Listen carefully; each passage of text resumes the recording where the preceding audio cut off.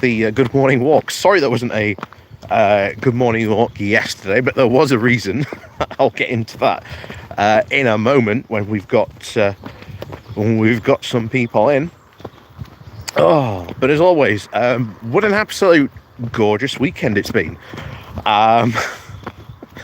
Normally at the beginning of September, the weather is far from perfect. Far from perfect.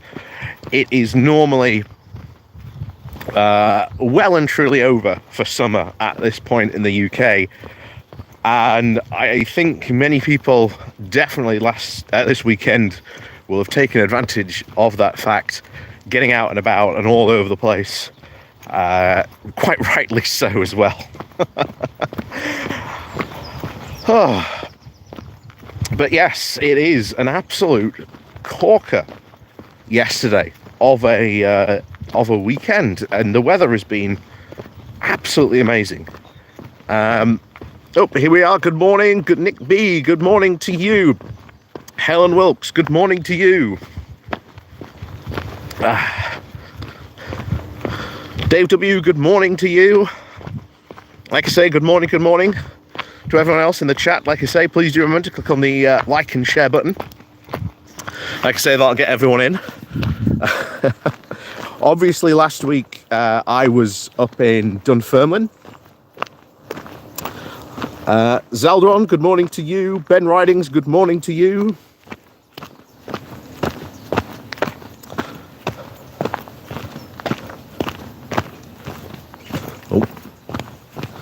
Again. Yes, good morning. Like I say, last weekend I was, oh my word. You know what, I appreciate going on a train over a coach because I had an absolute nightmare going up to Scotland because of the train strikes. Oh my word.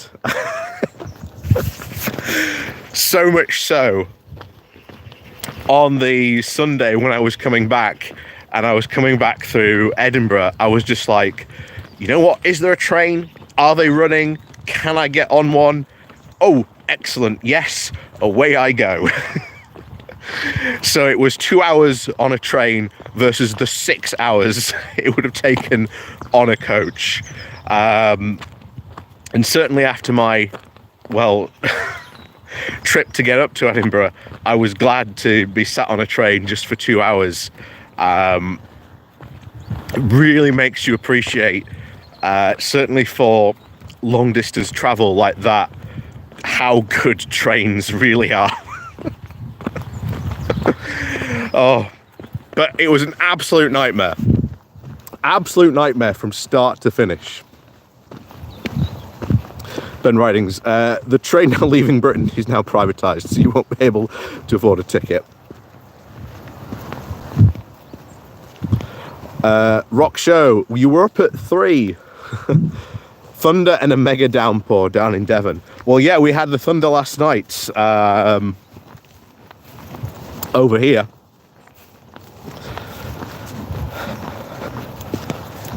So yeah, we had that here last night. It certainly put on a show, that's for sure.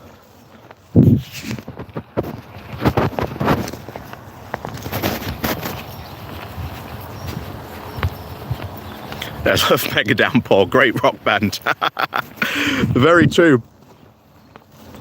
Troudu, good morning to you. But yes, good morning to everyone also joining us. Like I say, please do remember to click on the like and share button. Share it on your socials, etc. Like I say, we'll get more people in on this fantastic good morning walk. Oh, but it is very fresh today. Comes out the rear end of the bat, the Tories. Good morning to you, Maggie Pie. Good morning to you. But yeah, back to my bus story. Oh my word. Oh my word. So my bus was meant to get there at about 1:45 in the morning. It didn't arrive until 2:15. So that was the first thing. So I was like, oh, okay, but at least it's here. So we set off from Meadowhall bus station, and then we got to Leeds, at which point the bus then broke down. Or shall I say, the way that it broke down was that the windscreen wipers stopped working. And according to the guy who was who's driving the bus, they can't actually drive the bus because it's unsafe. So they called out a repair technical whatever it is. They couldn't fix it. So then they called out another bus. So that was another 2 hours we were stuck in Leeds. And bear in mind, this bus was meant to get into Edinburgh at about 7 or so in the morning. We finally got up to Edinburgh at about 10:30. And it was like, oh, thank you. Thank you. But, oh, my word. Yeah, it's made me really appreciate trains. It's made me really appreciate trains. Because, my word, there was a guy on that bus and I could not get to sleep at all. Because there must have been him and there must have been his family. So I heard them talking. And this guy, my word, the noises he was putting out while he was snoring could put a hippo to shame. Because, my word. And then trying to get some sleep on a coach, which is difficult enough while that's going on in the background. By the time I got to Edinburgh, I was absolutely shattered. And then, of course, luckily, when I got to Edinburgh, ScotsRail, of course, was still running because they weren't part of the English train strike. So luckily I got on there, up to Dunfermline.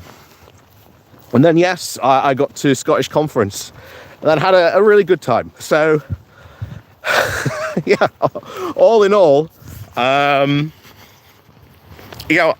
interesting trip up, far quicker trip back because I went, I'm not suffering through this again.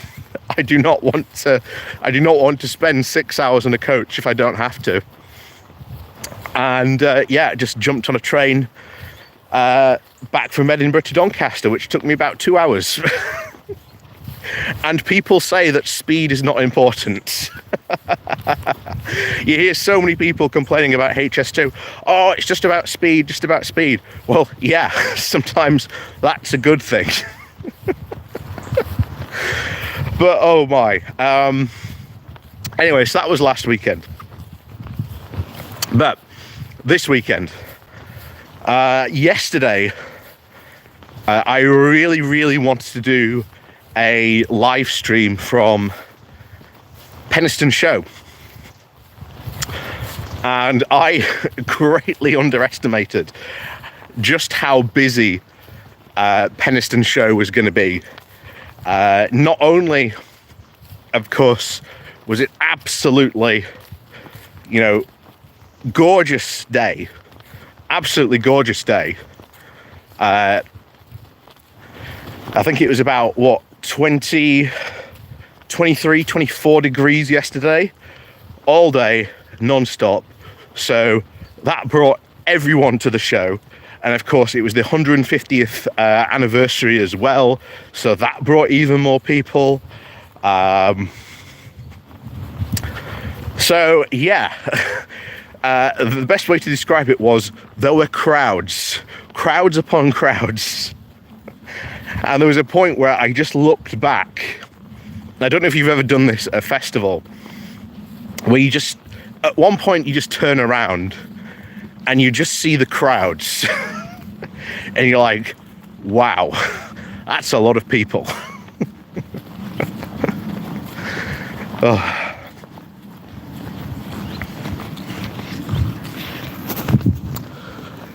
But no, the Penistone show was really good. Definitely, I think if I ever wanted to do that next year, I think I'd need a camera buddy, maybe, or at least sort myself out with some sort of live stream rig or something like that.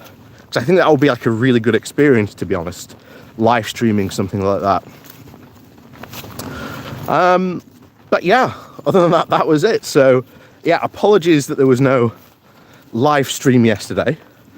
And yeah, good to have you all, joining me today. So yes, good morning to you all. Welcome to the Good Morning Walk on a Sunday. And please remember to click the like and share button. So, who else have we had in the chat who's joined us?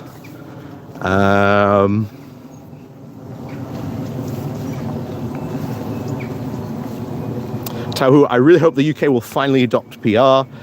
Here's a quick during the 1918 election, Ireland used first past the post put in by the British government. They felt that the first past the post didn't really fit Ireland. They gave us PR instead. Ben Ratkins, was Gillian Keegan responsible for organising your trip? Potentially. That is true. Ben, I returned to Birmingham from London on National Express. You have my sympathy. Oh, thank you very much. Mithril, good morning to you. Paz News, good morning to you. Tom, good morning to you. Mike, good morning to you as well.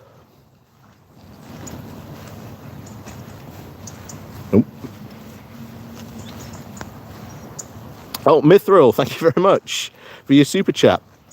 Mithril, you and I disagree about many things, especially Starmer, but I think you deserve a bit of money. Oh, thank you very much, Mithril. A bit of my money sent you away for being constantly entertaining and informative. Oh, thank you very much, Mithril. That's very, very much appreciated. And like I say, honestly, this is, I always say this is politics. You are never, ever, ever going to meet anyone who agrees with you 100%. You are always going to have a disagreement about something.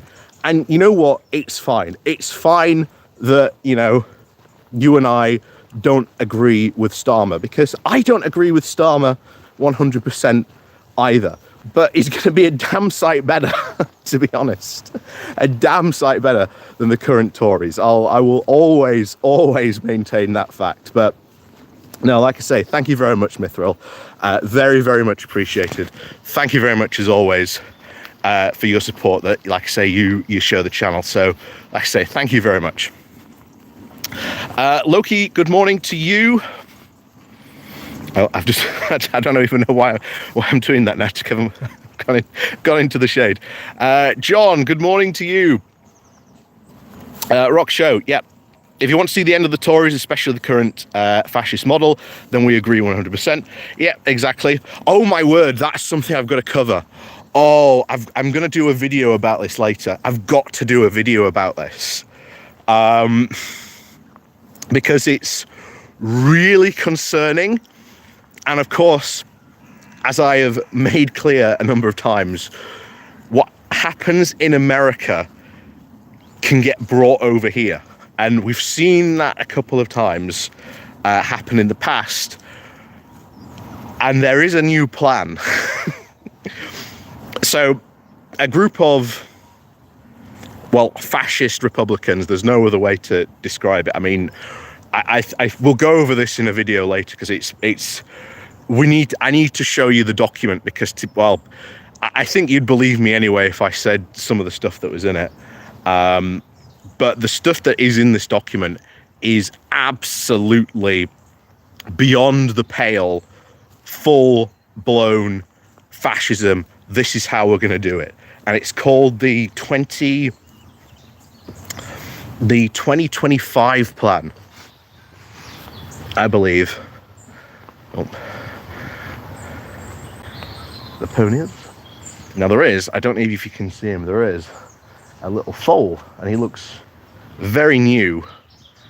Yeah, Mythal, that's it. The 2025 document, straight up fascism. Yeah, I want to go over that because that's super concerning. That is super concerning, to say the least.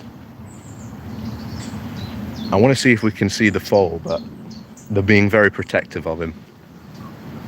And say I don't think you can see him on the camera, unfortunately, but he's round about there-ish. If you can see him through the leaves, but yeah, he's there. Somewhere, but he does look very, very new. But oh well, we'll leave the ponies to their morning breakfast, and we'll carry on. And it is the most concerning document I have ever seen, because it is a full-blown plan of this is how we achieve fascist governments.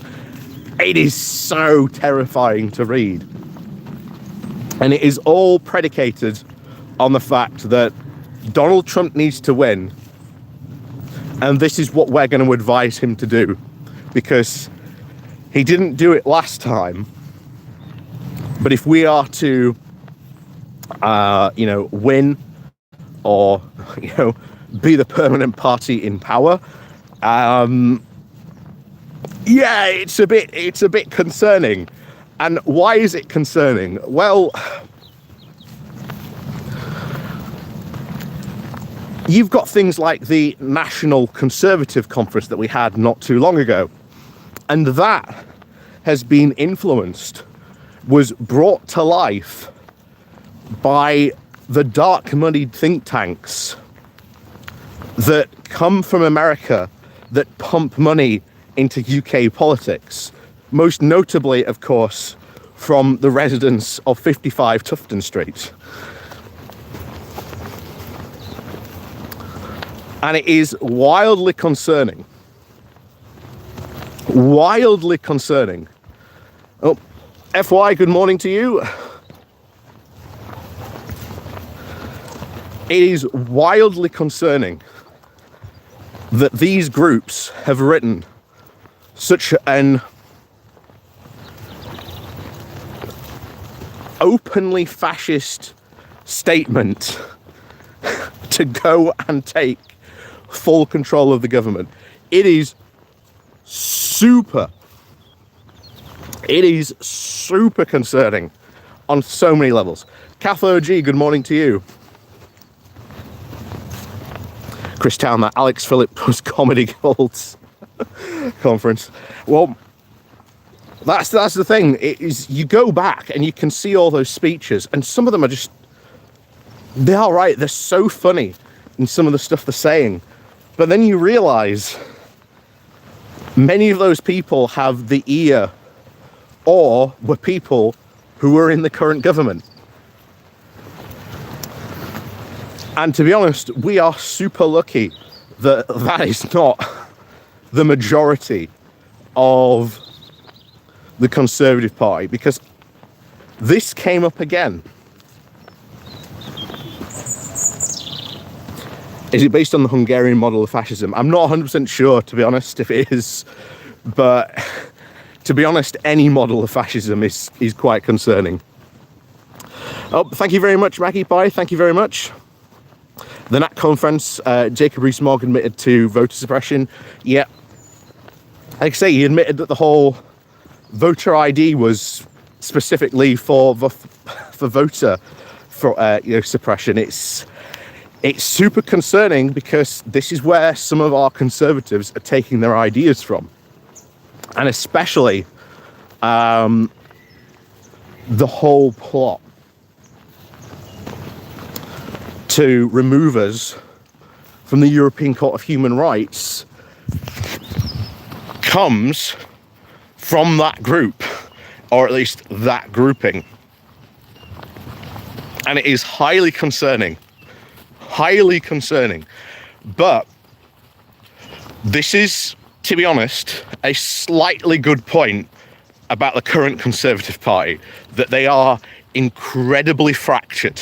That is the only saving grace we have had, that they haven't been able to rally round and implement some of these crazy ideas, because oh boy, oh boy, oh boy. You know, and I just think it goes to show you how lucky we were to get rid of Liz Truss as quickly as we did. Oh. Anyway, I must, but before we do continue, I must warn you, we are entering the Barnsley Triangle, so our regular show may get delayed somewhat, so I do apologise if you lose me, but don't worry, stay tuned, because we are obviously shall endeavour to reconnect as quickly as we possibly can. But yes, I will see you on the other side if we make it through.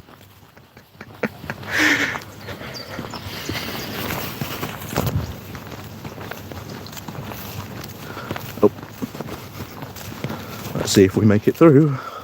I think we are. No, I think we're actually all right for once. Oh, but nope. Someone's lost.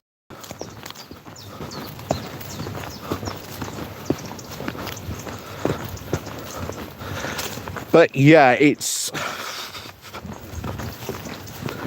really concerning when you see these types of things come up, and especially when you know that there are going to be elements from the Tory party. Leah, good morning to you. Maggie Pie, the Barnsley Triangle, with a man eating sausage rolls and the spider-legged Yorkshire Terrier as well. Probably very true. We're starting our own urban legends. Paul Ronald Doe, good morning to you. Ben Ridings, I always imagined that any interaction with JRM ending in him doffing his top hat, jumping into his open-top roller and driving off at speed. Yeah, probably. Although, given voter intentions, maybe we might be able to get rid of him at last. Like I say, one of the hopeful many casualties in at the next general election. That we can only but hope. That we can only hope for, indeed.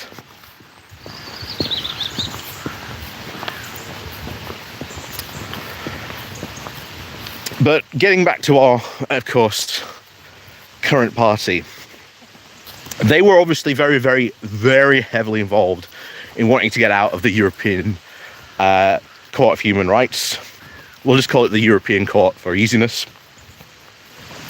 But they were the ones driving that. They were the ones very, very much so driving that interaction, driving that, you know, all those stories about how good it would be to get out of the, you know, the European Court because it's doing all these things. Pretty Bird, greetings to you. You know, it's stopping us doing all these things that we want to do. And it's like, well, maybe there's a reason it's stopping if we're doing all these things. But they were desperate to get rid of it. And luckily, this has been and kept, to be honest, not mainstream in the Tory party. But you've also got to remember at one point, you know, Euroscepticism was also not mainstream in the Tory party. And I think forcing a referendum would also be something they would be desiring to do as well on that. And we can only hope that, of course, that doesn't happen. Because, to be honest, your average British public doesn't really know or understand the significance, really, of the European Court of Human Rights. And, of course, the consequences that would fall out because of that. Namely, of course, the Good Friday Agreement. We can pretty much kiss our withdrawal agreement as well to that we did with the EU post-Brexit goodbye as well. Not only that, we would probably certainly face extreme sanctions from the US regarding that as well. Overall, it would not be a good time. It really would not be a good time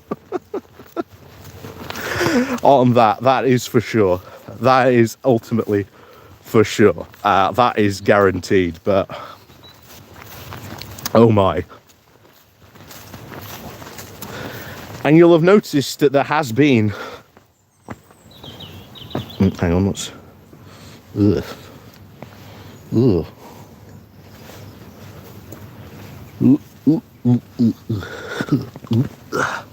We go. Let's get through that. There we go. But you'll have noticed that there was that big furore about it, and then it got dropped. And I have to wonder whether they were genuinely trying to test the waters on it or not. I think they were.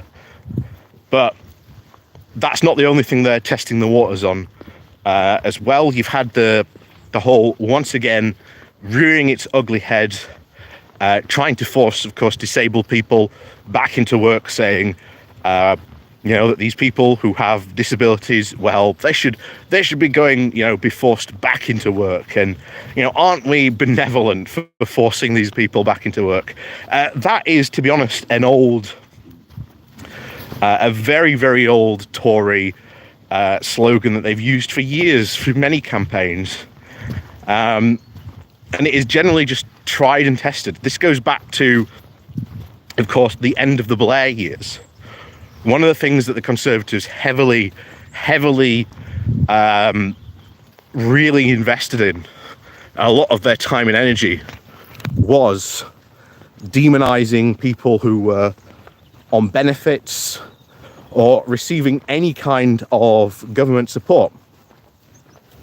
And unfortunately, it worked. It worked quite well.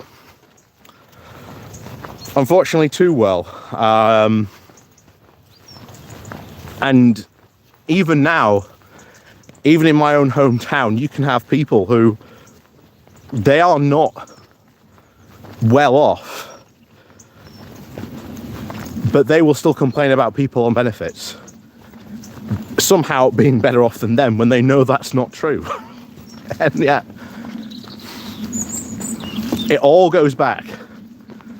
All goes back, if you remember,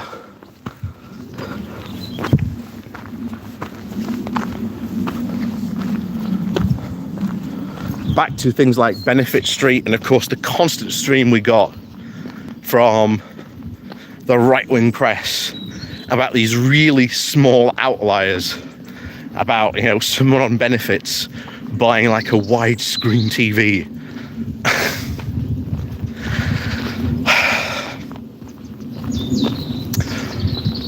And that's where it came from. That's where it came from, unfortunately. Reagan Lee, good morning to you.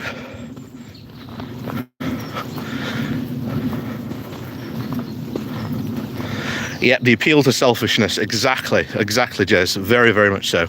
Oh, hello to Alpha. Then, yeah, the greatest trick the Tories ever pulled was turning the British public against each other. Yep.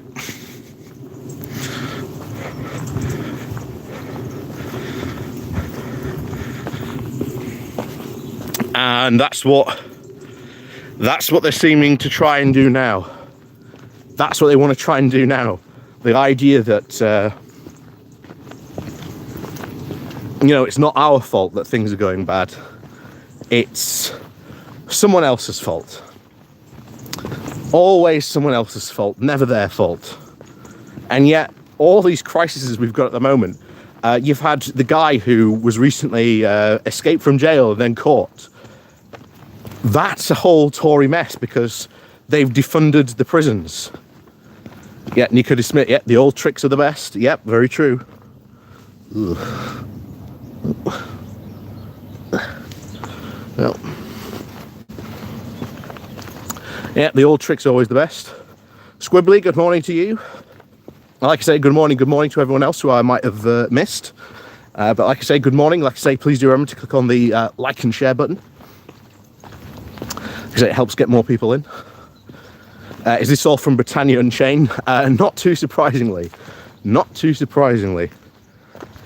It is. It has a lot of responsibility from that time, but it more so spoke to the actual feelings in the Tory party at that time about what they wanted to do, to really sort of turn people against being on benefits. Because if you want the middle class to vote for you, you've got to convince them that it's the working class that is the problem. And then, of course, that's where you start to get, the righteous excuses for stripping money away from people from benefits. And what has happened? We've seen thousands of people being plunged into poverty. Oh dear. Well, I don't know what's going to happen here. Oliver Meehan, good morning from hello from British Columbia. Well, hello, good morning to you. But ooh, yeah, that's very interesting. I don't know if that's just a pony trap or what, but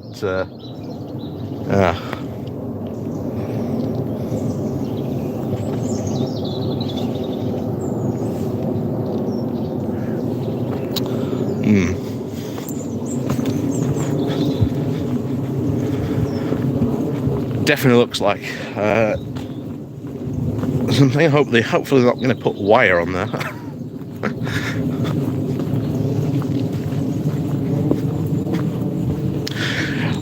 But that is, of course, the great Tory trick. If you convince enough people that, it's not our fault, someone else's, then that's the grand trick, of course. And that's what David Cameron did.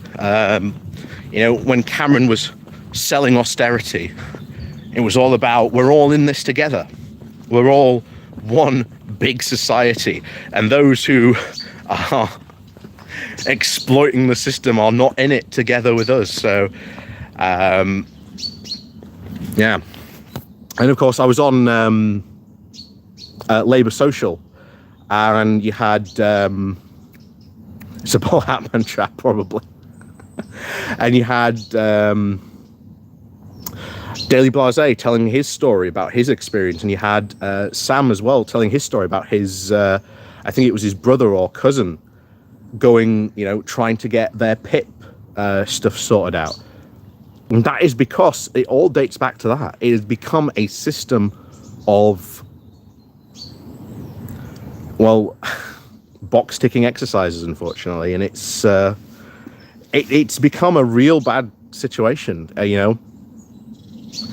Ask anyone who's walked into a benefits office in the past 10 or so years ago. It's not a nice place. It's not a nice place at all. Last time I was in one was like the early 2000s, and this was when it was all just kicking off. And even I remember just how bad. Like, you walked in, you could just tell the atmosphere was just not a nice place to be at all. And like I say, the people at these offices, the quote work coaches, they weren't there to help you. And I know someone who used to work at one of those jobs. It wasn't nice. It wasn't a nice place to work. So it's just something else that really needs fixing.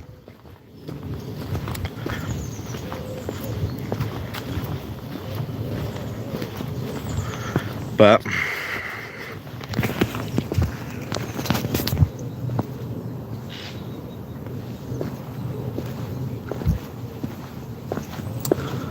It's a very bad time for everyone, and like I said, we've said before, we've got to really,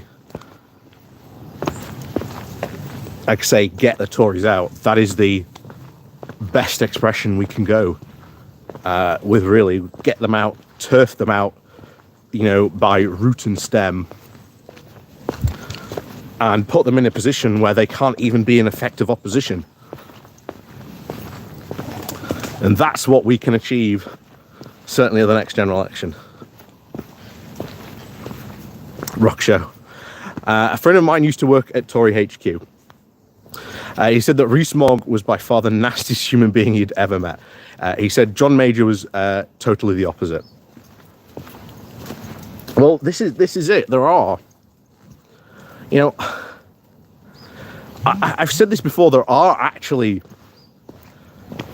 decent Tories, maybe not currently too many Tory MPs, but there are decent people who are, you know, Tories, and that's fine, because that's their, you know, that's their politics. And even they're not happy. They are not happy at the current state of the party, which is going to be massively helpful for us at the next election. Yeah, Reagan Lee. Yeah, people moan instead of taking action. Exactly. This is it. Well, the next general election, this is people's chance to actually take action, and that's what they've got to do. Oh, thank you very much, Maggie Pie. Cameron was right about those exploiting the system, like the banks. They need the bailout from gambling away people's hard-earned earned pension savings. Exactly. Alpha Keir Starmer's a Tory? No, he's not. He's absolutely not. This is it. I've done so many things where I've said he's not a Tory. He's really not. You know, I think people are going to be quite surprised at how progressive Starmer's going to be. I think people are going to be quite surprised. And here's the thing. Let's say you want to continue on that belief. Let's say you're in the Owen Jones camp, where you're like, well, oh, he's put all in these Blairites. Why has he put all in these Blairites? Well, I did an entire video on that. To cut a long-ish video short, Starmer needs to deliver. Like, Starmer cannot go into office and spend the next 6 to 12 months trying to get ministers who don't have too much experience in a post or an office up to speed. He's got to deliver straight away from day one. I think he's way too right wing. I think he's more a left centrist, which is fine. And that's the real talking point.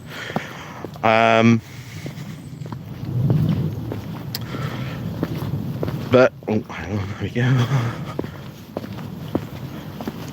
There we go. Where were we now? Oh yes. So you've got to have people straight away who can deliver from day one. If not, then people are going to lose even more hope. People are going to lose even more hope than there was before. And if you are an Owen Jones fan, Owen Jones recently did his big piece about this, about, oh no, all the Blairites are back. Well, here's the thing. Remember, back pre-Theresa May, all these Brexiteers were complaining about the fact that Brexit wasn't being done properly because there weren't enough Brexiteers. And what happened? We got Boris Johnson. We got an entire government and cabinet of Brexiteers. And they failed spectacularly. And there was no, self-reflection on why that hadn't happened. Now, if you are a Owen Jones type and you do not like these Blairites, well, guess what? This is your big opportunity to actually say, okay, guys, there's your opportunity. Go at it, because our ideas are far better. You can talk about how much your ideas are better that, Starmer and the Labour should be doing. And if these Blairites, not their policies, of course, because this is what Owen Jones doesn't actually talk about, but also, as I said a couple of days ago, just because Rachel Reeves has ruled out a wealth tax doesn't mean that Labour can't actually tax the rich. That they can't actually tax the rich in a different way. Especially when you consider the fact that you've got Professor Richard Murphy, who is a massive tax expert on these types of things. And again, would love to speak to him. But even he says, look, a wealth tax is probably not a good idea because these rich people are going to spend thousands of pounds, which they already do anyway, trying to, exploit loopholes and all kinds of things. So you could bring in a wealth tax, and find out that all these wealthy people just dodge it. So there are other ways. There are other ways that Rachel Reeves can use to bring in the needed tax on this. Sabine, good morning to you. Also, we've got to point out, as we always do, because I've just seen someone in the chat mention this, so I think this is well worth bringing up. I think it was in the US, you said that centrist mean that you were, quote, right wing. And yeah, even online, you've got people like Tim Pool, Sargon of Akkad, etc. All these actual right wingers who cosplay as, we're just a reasonable centrist. They're not the right wing. But in the UK, as I've said before, being a centrist is the dominant political stance of many people in the UK. And when you're talking to people, they will either swing one way or the other on different things. But being a centrist is unfortunately the predominant stance. You can look at all the polls. When it's asked, are you a left-winger, are you a right-winger, or you are a centrist? And to win a general election, there are not enough left-wing people, in the UK to be able to get a full left-wing government. There just are not. That's just the facts. If not, Corbyn would have stormed to victory every single time he went to a general election, but he did not. And you have to win a UK general election, you have to at least get more than 15%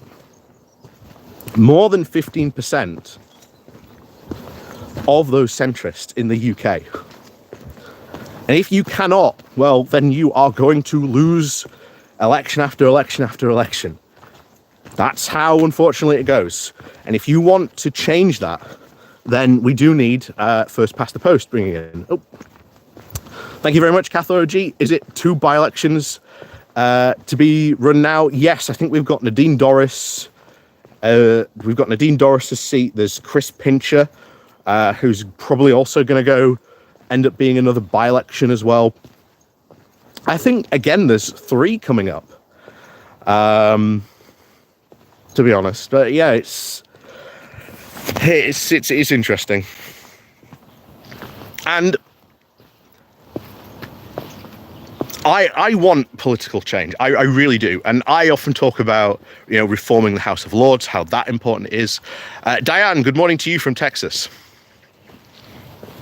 I often talk about how important it really is to reform the, not only just Westminster, but the House of Lords as well. Massively important that we reform those houses, especially getting the House of Lords as an actual, as a massive Massive problem. Needs to be a properly elected second house. Desperately needed so. Trust me, if you thought that the Tory corruption for the past couple of years was bad, well, I'd hate to tell you about the number of corruption cases and scandal that goes on in the House of Lords on a weekly basis. Trust me, it is the reform of the House of Lords, and I'm talking about proper reform, is a long time in coming. So we need to really change those, and you can only really do that if you join these organizations, join your local Labour Party, get involved with the actual Labour Party, not the offshoot Momentum branch who like the Barnsley version will just sit there and moan for 2 hours straight about how Keir Starmer's going to lose, and how only if we could form some elaborate plan to bring Corbyn back, he'd be winning that right now somehow.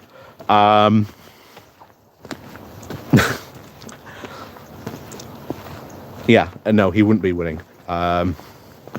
Not by a long shot, unfortunately. And of course, most people don't really understand that. And I know, Corbyn, etc., socialist, etc. I know, good on his domestic policy, really bad on his foreign policy, by the way, especially in the light of the Ukrainian stuff. And of course, he wasn't that good a leader of the Labour Party. That's something other people really, really needed to learn. Oh, hang on. We've got a little bit of a visitor. Good morning. Oh. Just gonna go down here. Oh.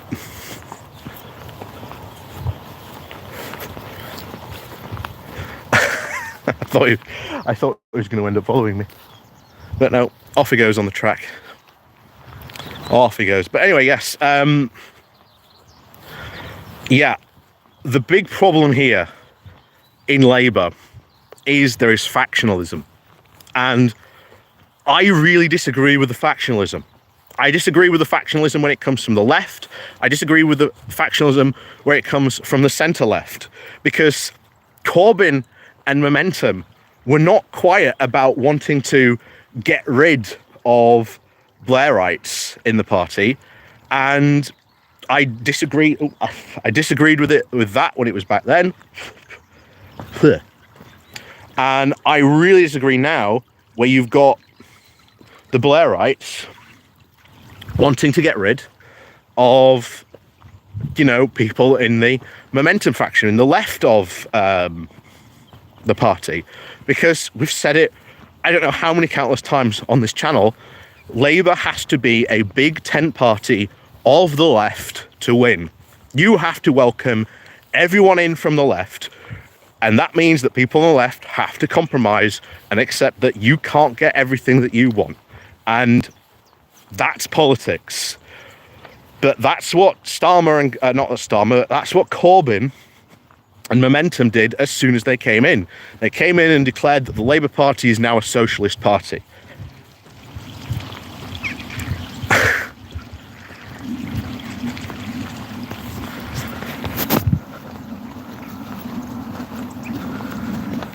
And even though I'm a socialist,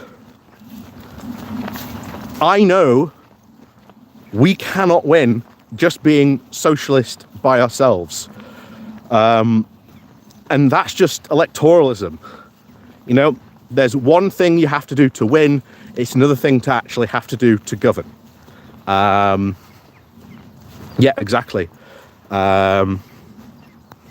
Yeah, everyone forgets that the Labour Party is more than just Starmer. Exactly. And there are some really, really good politicians in the Labour Party. Angela Rayner, really good. Ed Miliband, people give him so much, shtick. But there was a time where even the right-wing media were calling him Red Ed.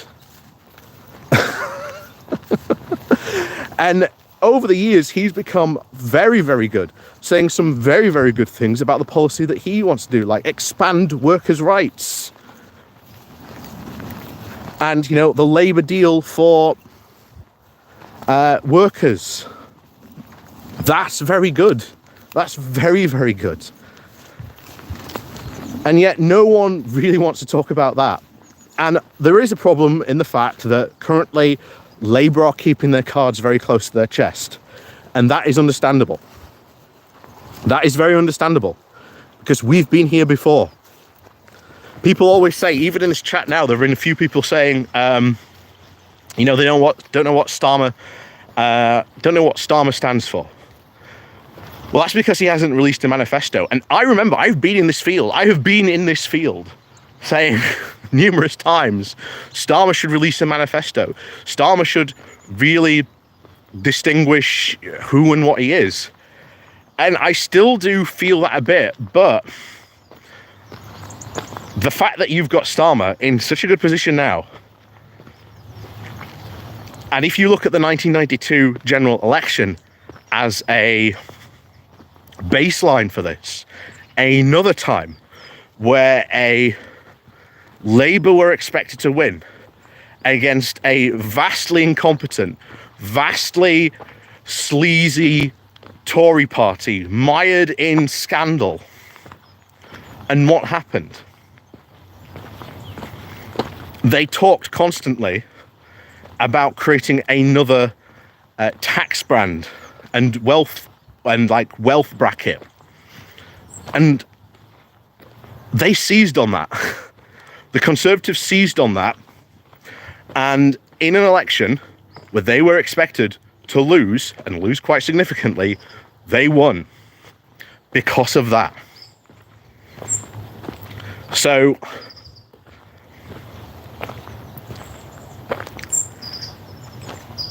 as much as I really want Starmer to come out and say, you know, we need to do this, this and this, and you've had Rachel Reeves saying, well, we're not going to do a wealth tax. Well, as I said, there's different ways you can tax the rich. Different ways you can tax the rich. Oh. But Starmer playing his cards close to the chest is the best thing he can currently do at the moment, because eventually, in all games of poker, you have to reveal your hand. And that's where we'll see what Starmer's got. And I am very, very confident there are going to be a lot of surprised people about the policies that Starmer puts forward. Now, I think that some of these policies aren't going to be 100% what people want. But I've said this before, I'd rather get a Labour government where I get, what, the hope is 60, but we might get 40% of what we want. Well, that's fine, because I'd rather have that than what, another Tory government that gives me nothing.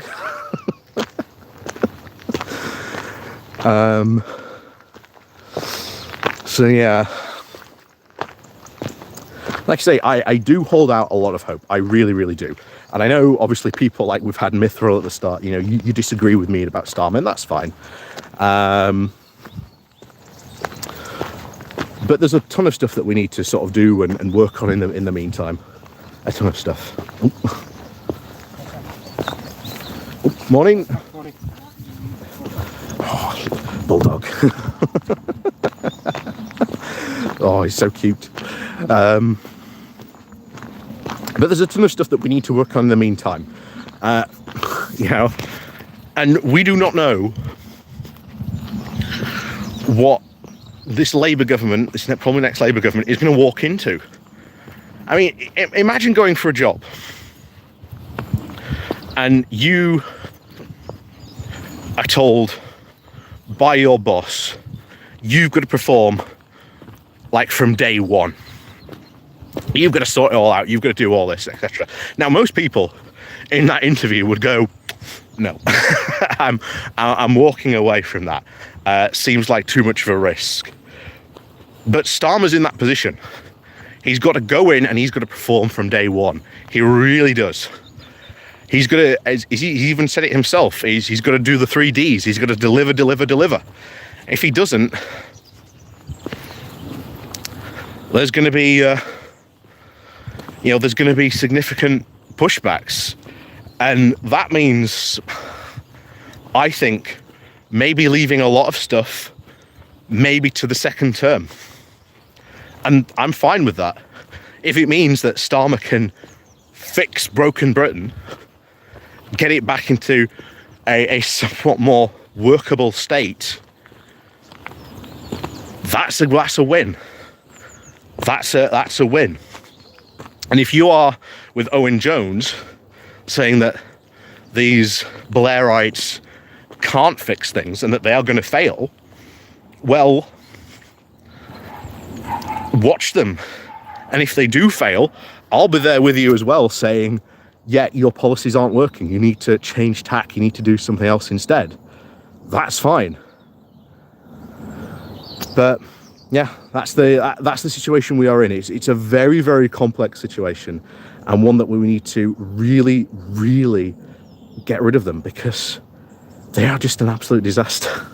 Absolute disaster.